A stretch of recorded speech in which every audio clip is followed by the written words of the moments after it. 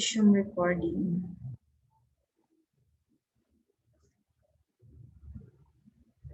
Okay, good afternoon, everyone. Today I'm going to demonstrate to you how to perform the week 6 module, week 6 entitled Interacting with Database under the subject of Web Systems and Technologies to CS316. Okay, some of the students asked for demonstration on how to perform the exercises under this module. So in this lecture or in this lesson, it will give you a solid introduction to use MySQL database with PHP programming language. So last na to nga week sa ato ang ani na subject, we introduced PHP programming. And now we are going to integrate database application to our PHP program to build a database-driven websites. Okay, so at the end of this, you will learn the SQL language and master database design principles. So it would provide basic skills to create a three-tiered data application such as mga websites with required user login or authentications. Okay, so let's proceed. So I hope you read the abstraction, no, part of this module. So dili na nako i-elaborate para di na kay taas sa video. So just read the following. Okay, so let's look only at the simplest version of the most important SQL command. Okay, first command in MySQL that is being introduced is the select query. So a simple select query is composed of three separate clauses. So na siya tulo ka clause. First is a select clause listing the names of your columns, and then followed by from clause saying what table we want to access. And then the third clause is the where or aware clause, indicating which rows we want to retrieve from that table. Okay, so we have also presented here an example. No? So for example, suppose we wanted to look up Sherlock's home password and email address. So the SQL query, we would want to send or to access it to the database is the following. No? Kaya atong kwaon is the password and email man.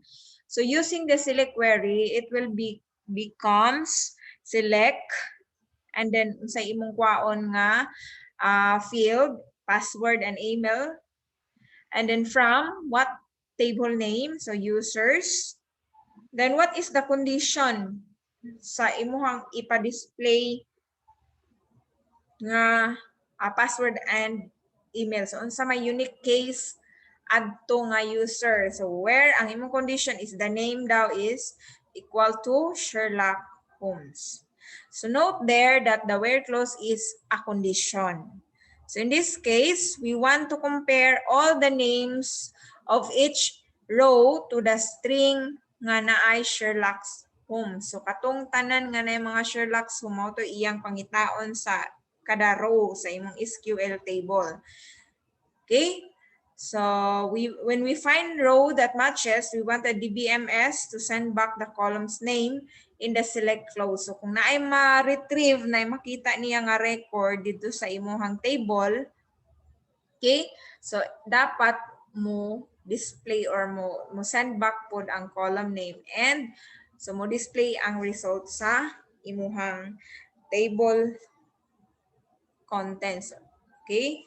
So the where clause can include several conditions joined by and or. So pwede naman natin lagyan ng mga conditional operations like and or logical operations.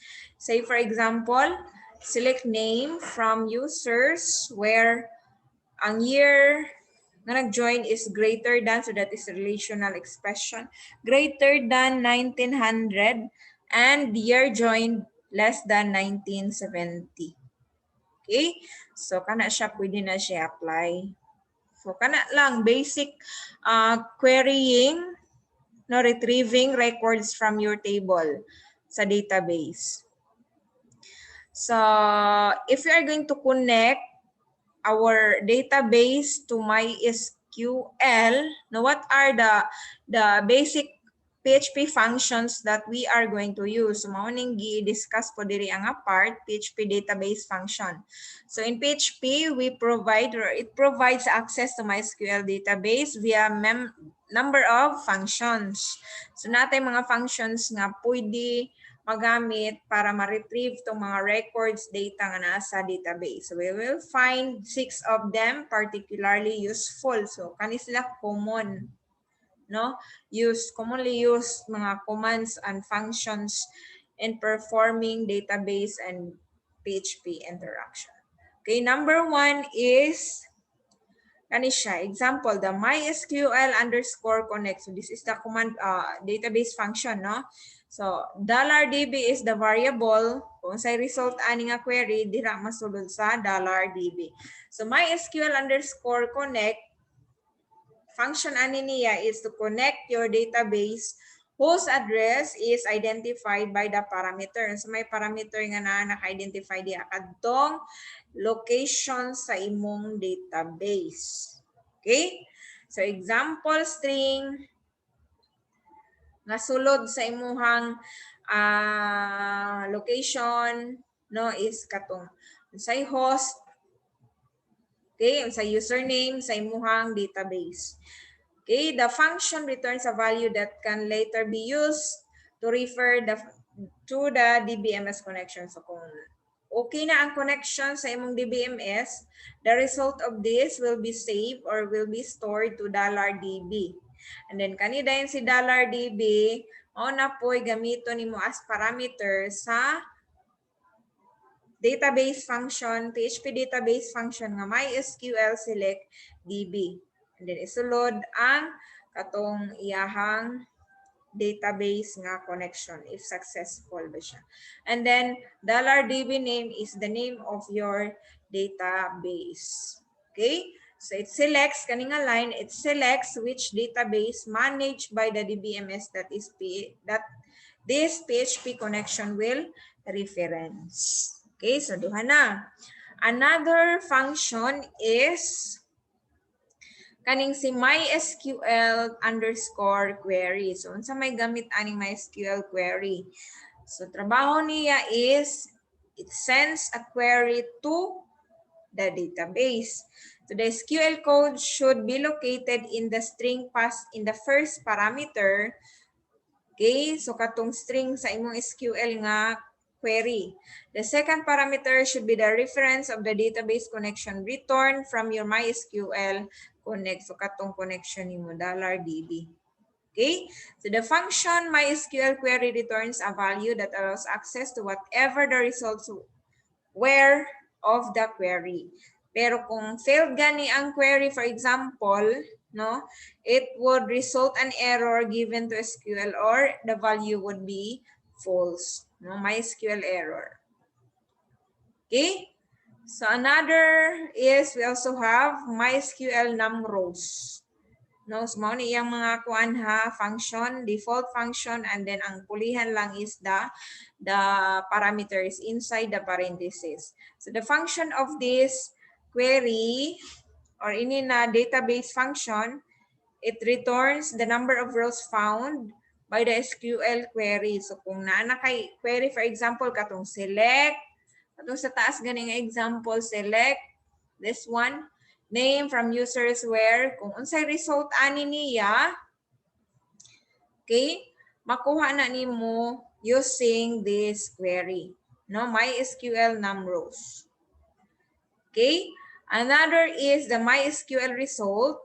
So kuhaon na nimo na siya tulo ka parameters, $result, $row, ug $column. So ang purpose niya is to return a string holding the information found in that row and in that column and in the results that are encapsulated by the result nga parameter. So kaning si result parameter mao man ang gigamit nimo diri sa ibabaw si MySQL ng rows. Diba? Okay. So let's try this example database. So suppose you are going to make this one. So para matry ninyo o apply ni si database o si PHP, let's try to perform or try to create this web page, no, nga na kay user ID nga input box, and then na ay button nga search. So this form can be generated in the following code. So i-try ninyo ni Oparan para ma-apply ninyo. Okay? So kani siya nga code is nag-create pa ni siya sa website, no, user ID search. Karon atong i-try ang pag-demonstrate sa basics of MySQL. So that you will become conversant with the basic MySQL statements and its operation. So ang tools na atong gamiton, you can use Notepad++, but if you have the software nga MySQL query browser or MySQL server, much better. But before ka mo gamit ani nila, make sure no ang imuhang MySQL nga IDE has already or it's been installed into your computer. So mag-install na daan ta ng XAMPP na XML, Apache as our local server, MySQL, no, and PHP language.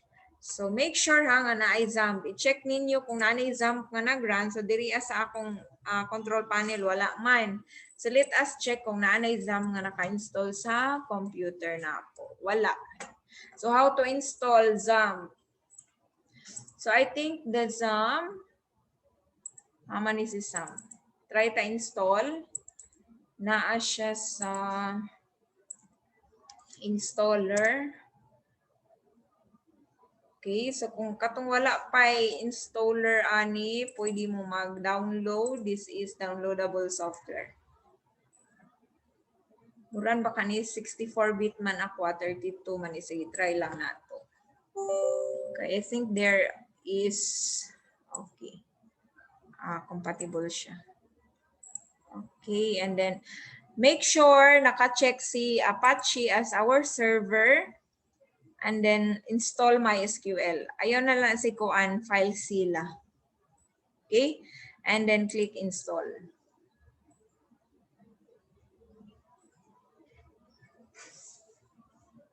So dapat naka-check tong duha kay para if mag-restart imong computer, mo automatic na siya og naka under na daan ang imong MySQL and Apache server.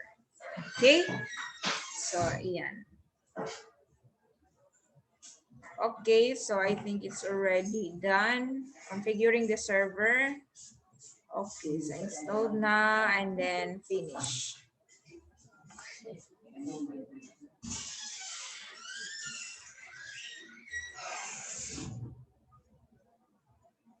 Apache service is starting. The MySQL is starting also. Okay. Yes. So as you can see, naana diri sa akong cursor na naanay sa control panel naanay may Apache o MySQL. So nag-run na, make sure before ka mag-operate sa MySQL o Apache nimo, magpa-run sa PHP. So make sure ang imong Apache nga service o MySQL is naka-running. Okay, kung wala, imo siyang i-start. Okay? So once done, what is the next? Ito na, no, what to do. So before ka mag-write, we need a software nga MySQL query browser or MySQL server. Pero mas madali, MySQL query browser ang atong gamiton. Marag na ako installer. Ito. So MySQL query browser, install natin. Install.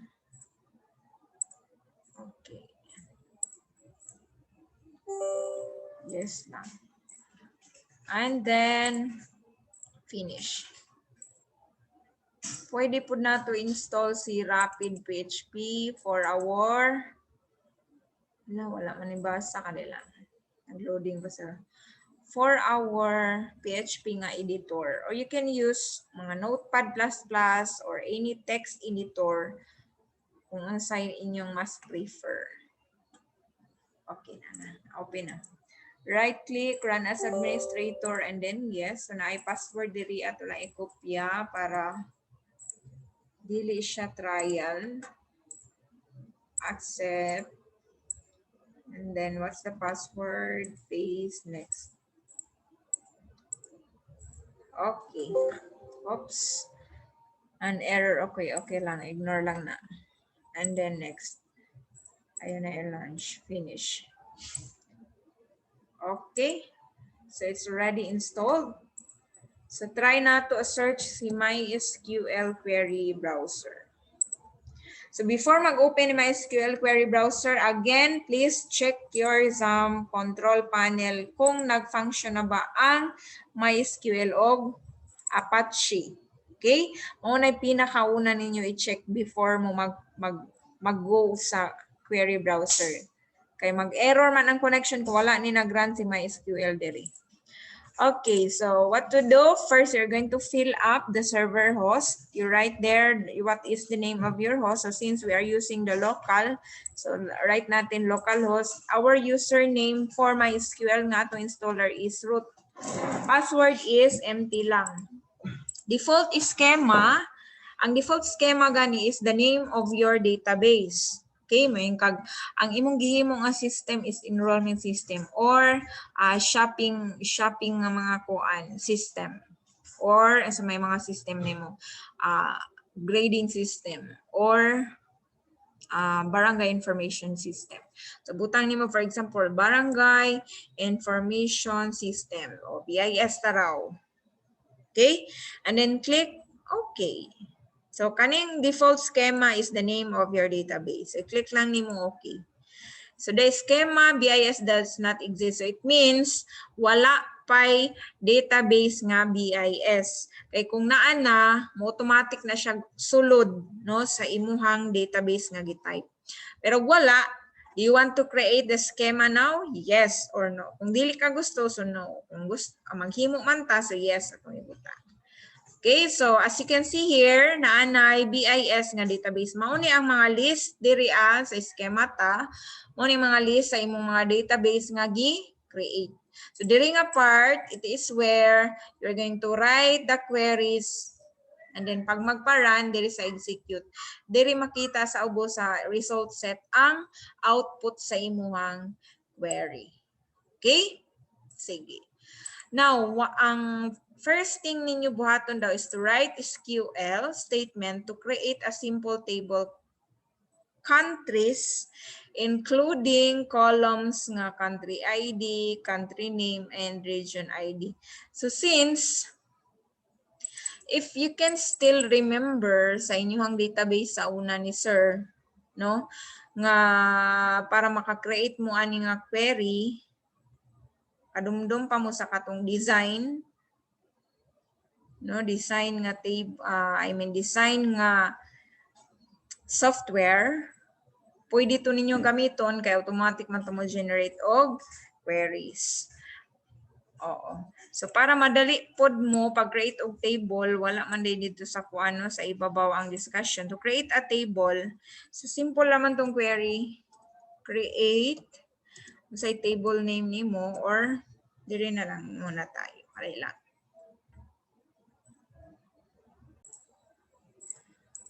Okay, if you can still remember the query for creating table sa inyong database na subject sa una, no, last sem, it is create table name, create table, then ang name niya, for example, sa ganitong ingon sa inyong create table nga countries, no? So again, ito sa name pa ibabaw, para natin guide. Create table. Yung buhaton nga table pangalan is countries. Then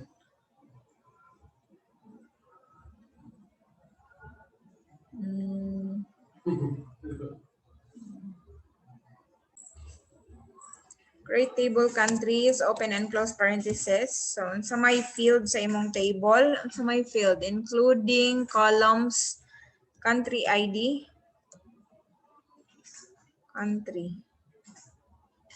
country underscore ID, and then the data type of your varchar, butang ta 10 lang, country code naman na siya, no? And then, comma, hindi na si comma. Next column is country name. So dapat magbutang walang space. Then ang data type ng name nyo na country name is varchar, maximum pila ka buok, butang tag 45 characters. And then another column is the region ID underscore ID. And then meron lang siyang lagyan natin ng 20. Close sa parenthesis. This is open parenthesis. So yung close. And then if we're going to set the country ID as our primary case, so I think we will add here sa last lang.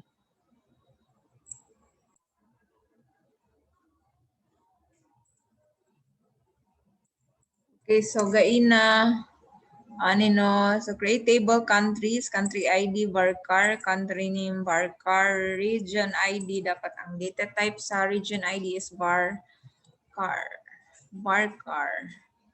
And then to make the country ID as primary key, so just add here inside this parameter as word nga primary key. Ana naman yata. Okay, so we will try to run this table query. So try na to i-click lang ni nga ma-highlight or i-click lang mo select ni nga query and then try to execute. So kung ang result gani is query return no results, it means okay ang imuhang query running. Now to check if the table countries is already created, i-refresh lang nimo ni diring schema ta refresh. And then you will see na anatay table nga countries. Country ID nga naka primary key, country name, and then region ID. Okay? Okay, so now you try to create the number 2. Write a SQL query to insert record with your own value into the table countries above against each column and region ID. So each column dapat daw na ay sulod. So sa may query for the insertion. Dumdum. Sa may inyuhang database nga klase sa una, insert into table name. Sa table name na to countries. And then values. Values ba to? And then close and open parentheses. Ang first na to nga isulod is the country ID. Example, sa may country ID. Since varchar siya, I think isulod siya og single quote ba yun? Try natin lang single quote. Okay? Try natin kung mag-error ba siya. Mintag. Ang country ID is 101-1. And then, ang country name is Philippines. Single quote gyapon no kay string. And then, comma, another column is the region ID, Karagam, region 13. Region 13. Okay, so yan lang, simple queries on how to insert. Insert into queries, try natin ba kung may error ba. Kung tatanggapin niya ang single quotes. Okay. Okay, so the result is one row affected by the last command, so no result set return. So it means okay ang imong query. Let us see kung meron na bang laman si country. So paano natin ito i-check. So just double click this one. Okay, so the first row is already insert. Na siya sulod no na insert nga record. Okay. Now, write a query to display the countries from the table. So, double click ragay nako. So, what is the query to display the countries table? So, naara ang query. Select asterisk from BIS is the name of your database kaya wala man naka-default. I-make nato ni siya as default schema para di na siya mag-kuan. Check nato so wala na. Select asterisk from countries. So C is just pwede ra na siya wala. No? So kung kana lang execute nimo maura ang result. Okay? So kana lang ka simple sa inyo pa ning MySQL database nga subject ninyo ni sir. Okay? So yun. Abot ba og 1 hour? Wala ra kabot og 1 hour ang iko anima. So kamo na dayon diri sa database na review question. Okay? So that's all for today's lecture. So mo lang if you have questions, please try to chat or comment down below. Thank you for watching. Hi, Nini. And